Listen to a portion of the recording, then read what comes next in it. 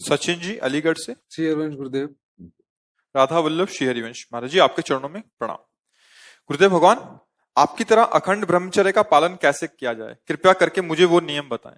इसमें तो सबसे पहले भगवान की कृपा होती है। हमने तो जीवन में कृपा ही देखी है।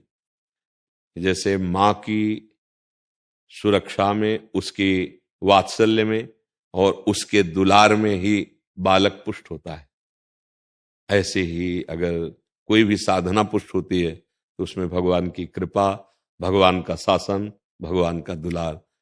जैसे छोटा बच्चा कुछ भी खाने के लिए तैयार हो सकता है, उसको ज्ञान नहीं है, पर ये पूरी जिम्मेवारी माँ की है।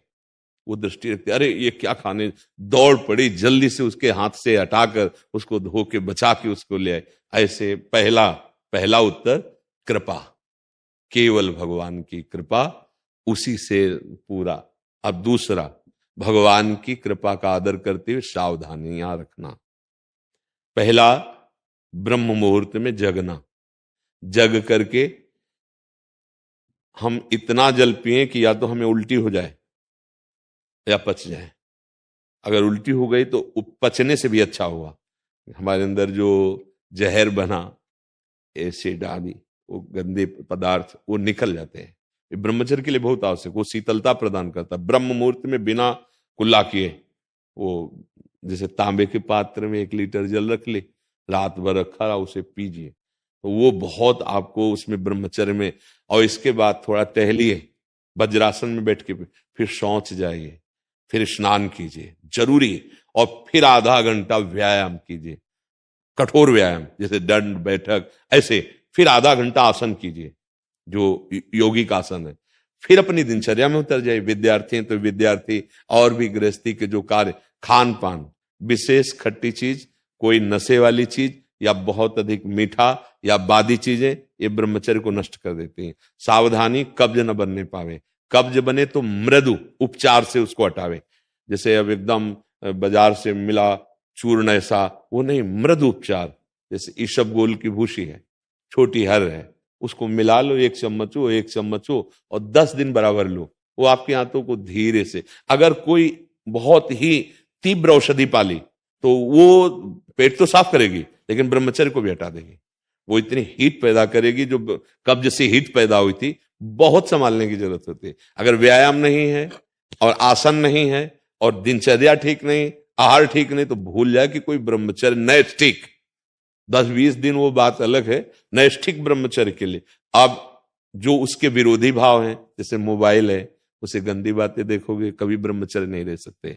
जैसे गंदे मित्रों का संग करोगे, कभी ब्रह्मचर्य नहीं रह सकते।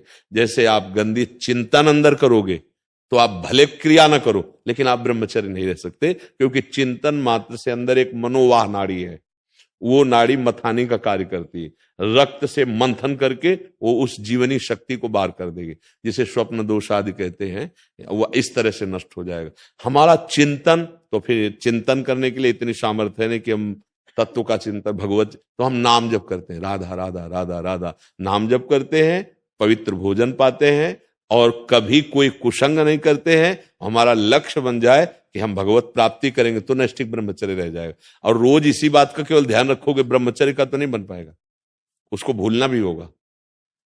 वो एक साइड में चल रहा है, हम गलतियों पर सावधानी रखे हुए हैं, लेकिन हमारा लक्ष्य भगवत प्राप्ति रहेगा, तब चल पाएगा। नहीं, अहंकार शुरू हो जाएगा, अब उस अहंकार में ही काम, क्रोध, लोभ, मोह, मद मत्सर प्रहार करेंगे, आप गिर जाएंगे।